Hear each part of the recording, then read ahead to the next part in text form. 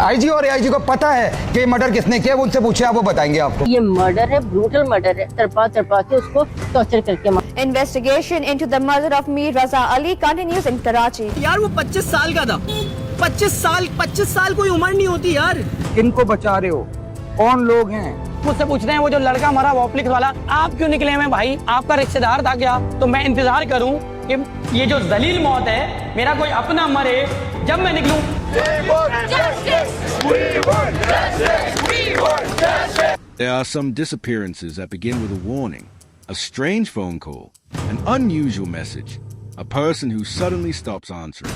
And then there are disappearances that begin with something completely ordinary. A young man comes home. He has been at his business. He speaks to his family. He says he will return shortly. Then he walks out. Nothing about that moment suggests that it could be the last time his family sees him alive. But on the night of July 28, 2026, that ordinary departure became the beginning of a mystery surrounding the death of 25-year-old Karachi businessman Mir Raza Ali. By the following day, his family would no longer be waiting for him to come home. They would be searching for answers about how he died, and investigators would begin trying to reconstruct the hours between his final departure and the discovery of his body. That period will become the most important part of the case. The missing hours. What happened to Mir Raza Ali after he left home? Who saw him? Where did he go? Who communicated with him? And how did he end up in the place where his body was discovered? These questions remain at the center of the investigation. Mir Raza Ali was 25 years old. He was reported as an IBA graduate and was the owner of Wafflix, a dessert business in Karachi. Before the investigation, he was simply a young entrepreneur building his life and running his business.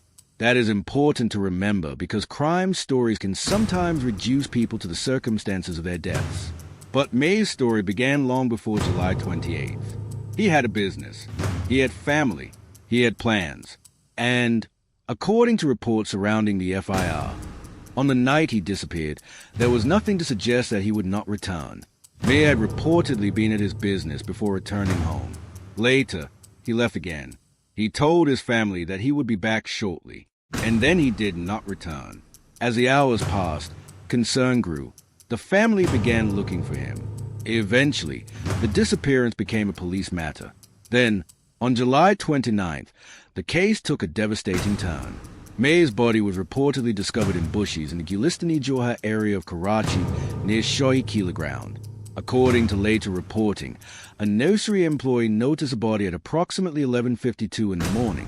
Police were alerted.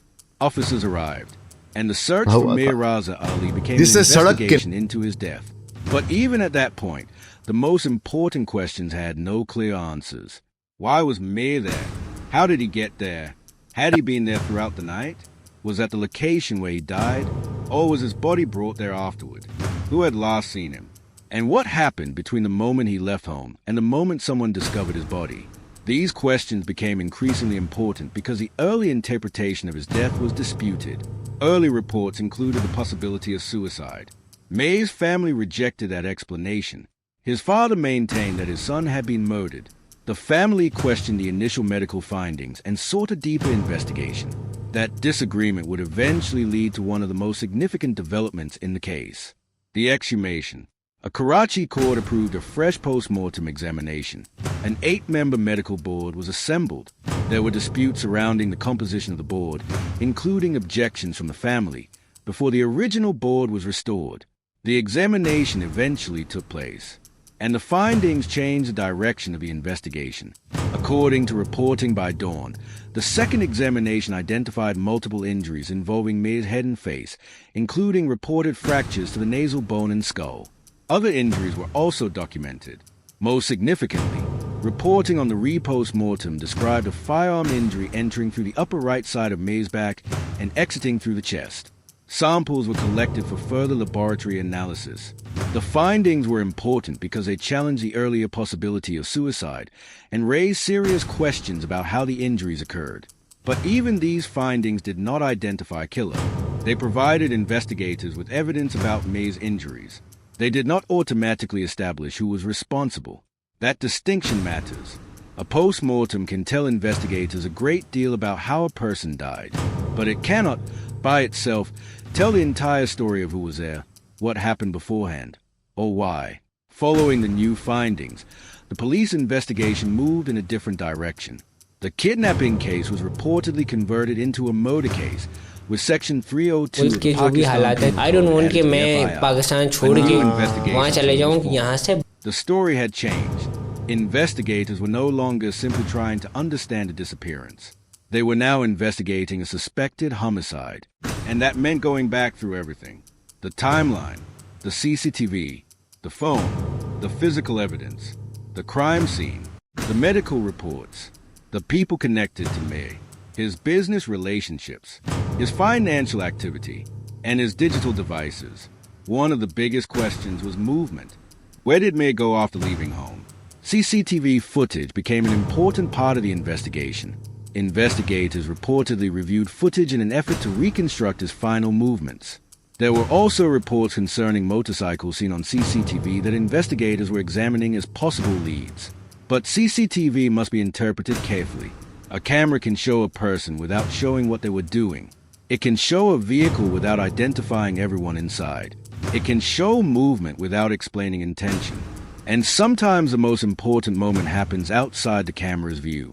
That is why investigators cannot simply look at a piece of footage and declare that they know what happened. They have to connect it with other evidence. The phone was another important piece. Investigators reportedly examined Mir's mobile phone and other digital evidence.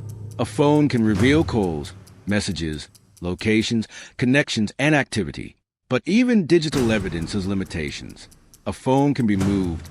Someone else can possess it. A device can lose power. Location data can be incomplete.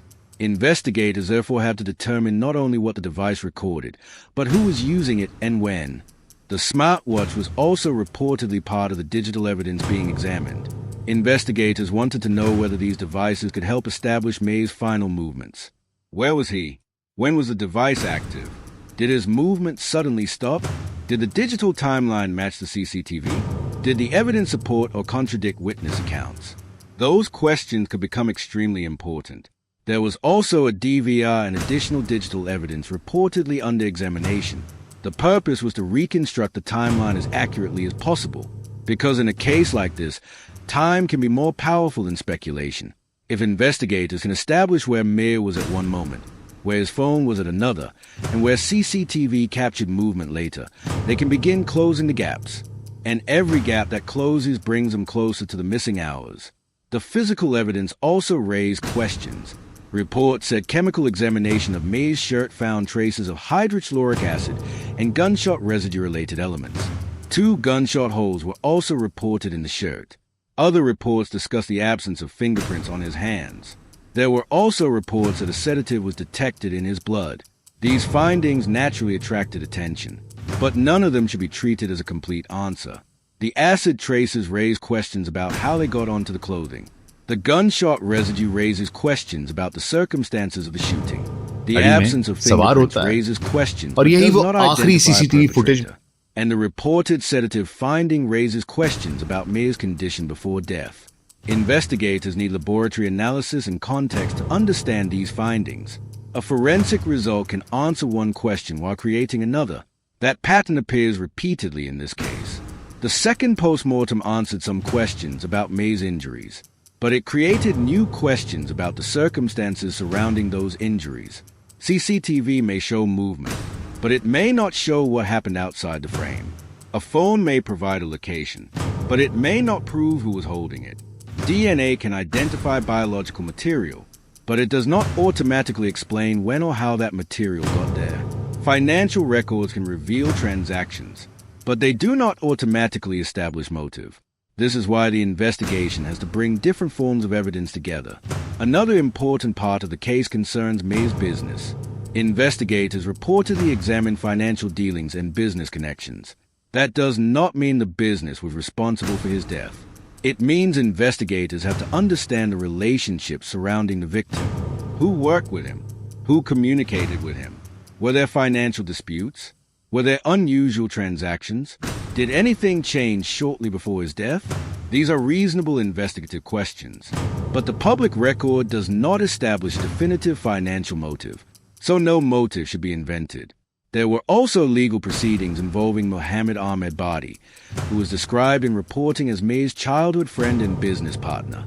He obtained interim pre-arrest bail in connection with the case. That fact has attracted public attention, but it is extremely important to understand what bail means. Interim bail is not a conviction. It is not proof that someone committed a crime. It does not establish that a person was responsible for Mir's death. The legal proceedings remain part of an ongoing investigation, and until evidence establishes otherwise, no individual should be described as Mir's killer. The family, meanwhile, continued to demand answers. Mir's father challenged a suicide interpretation. The family sought another post-mortem. They raised concerns about the investigation. They sought further forensic analysis. And they continued pressing authorities to determine what happened to their son. Their position has been clear. They believe Mir was murdered. The investigation must now determine whether the evidence supports that belief and, if so, who was responsible. This brings us back to the crime scene. Investigators reportedly returned to the area where Mir's body was found.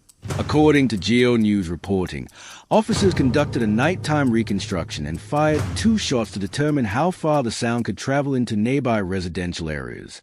Why would investigators do that? Because sound can become evidence.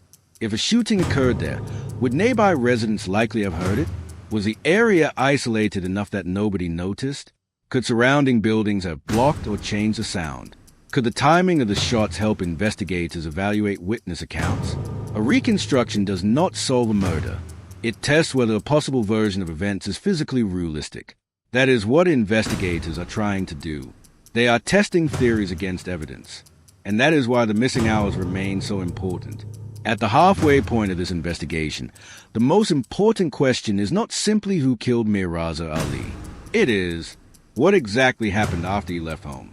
Because if investigators can reconstruct those hours, the rest of the case may become clearer. Who did he meet? Where did he travel? Who contacted him? Was he alone? Did his phone move?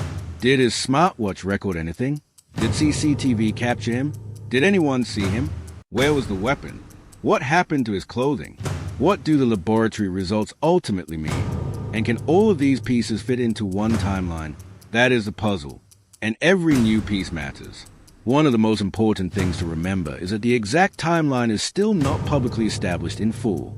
We know the broad sequence. Mir was at his business. He returned home. He left again. He told his family he would return. He disappeared. His body was discovered the following day. Beyond that, there are gaps. And those gaps are where investigators must work. They cannot simply fill them with assumptions. They need evidence. A camera, a phone record, a witness, a financial transaction, a forensic result, a location, a device, something that can independently establish what happened. That is also why the case cannot responsibly be reduced to one suspect. A person can be connected to a victim. A person can be questioned. A person can be involved in legal proceedings. But none of those facts automatically establish murder. Investigators must build a chain of evidence, and that chain must eventually withstand legal scrutiny. The same applies to every theory. Suicide, murder, a business dispute, a personal dispute, a robbery, a planned attack, an accidental encounter. At this point, the public record does not establish every answer. The responsible approach is to follow what can be verified and leave the rest open. That may not be as dramatic as declaring a killer, but it is far more important, because the objective is not to create the most shocking story. The objective is to understand what actually happened. And there are still important forensic questions. What will the final laboratory report establish? What will the DNA evidence show? What will the digital devices reveal? Will CCTV provide a complete timeline? Will investigators locate and examine the weapon connected to the case? Can the reported chemical findings be explained? Can the crime scene reconstruction confirm or eliminate possible versions of events? तय के बाहर जाने में फ़ायदा है सब कुछ है बट मुझे बाहर नहीं जाना 28 तारीख को रजा जिंदा था हयात था आईजी और एआईजी को पता है कि मर्डर किसने किया, उनसे पूछे आप, वो बताएंगे आपको। ये मर्डर है, ब्रूटल मर्डर है, तरपा के उसको टॉर्चर करके Investigation into the murder of Mir Raza Ali continues in Karachi. यार वो 25 साल का था। 25 साल कोई उम्र नहीं होती यार। किनको बचा रहे हो, कौन लोग हैं? मुझसे पूछ रहे हैं वो जो लड़का मरा वॉपलिक्स वाला, आप क्यों निकले में भाई? आपका रिश्तेदार था क्या? तो मैं इंतजार करूं कि ये जो जलील मौत है मेरा कोई अपना मरे जब मैं निकलूं।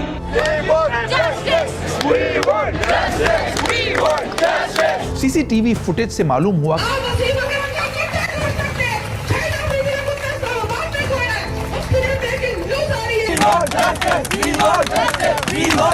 बारह घंटे उनकी कैद में था, 12 घंटे उस पर टॉर्चर हुआ है। जुल्म हम पे हो रहा है, जुल्म हम सह रहे हैं। हमने तो बच्चे को कपड़े से आइडेंटिफाई किया, उसका फेस तो नजर ही नहीं आ रहा। क्यों इतनी जल्दबाजी की जा रही थी?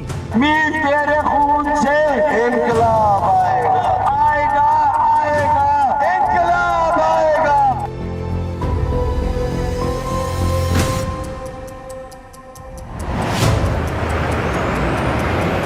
कराची 25 साल का था। 25 साल कोई उम्र नहीं होती यार। मुझे देख के सबको लगता है मैं बच्चों में 28 साल का हूँ।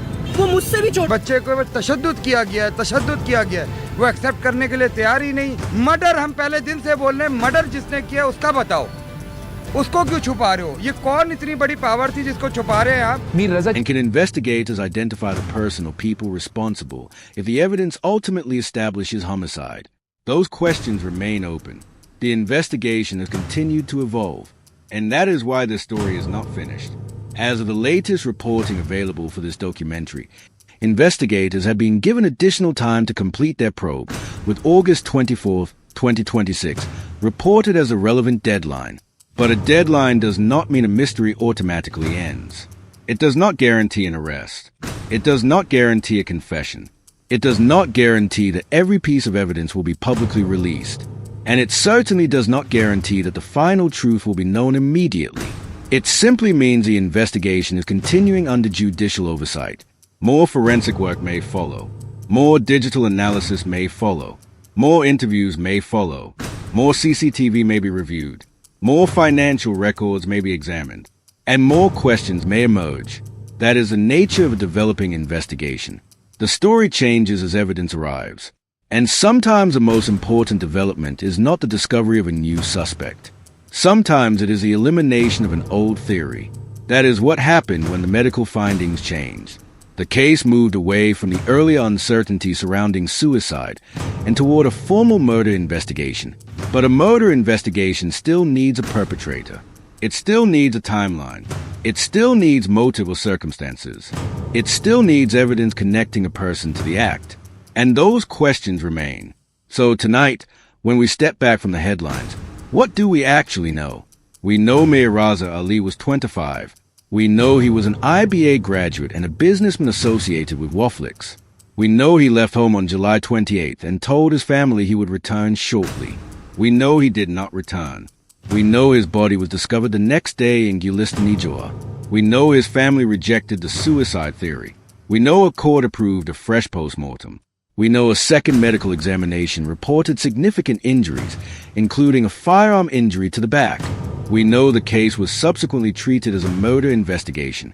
We know investigators have examined CCTV and digital evidence. We know forensic findings have raised additional questions.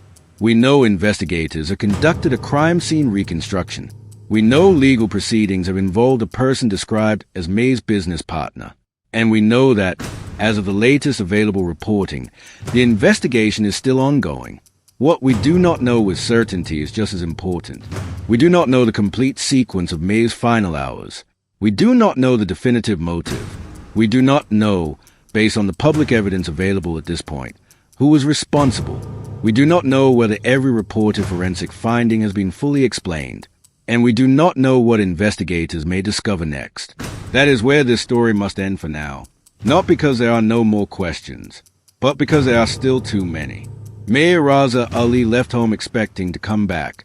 He never did. His family has spent the days since trying to understand why.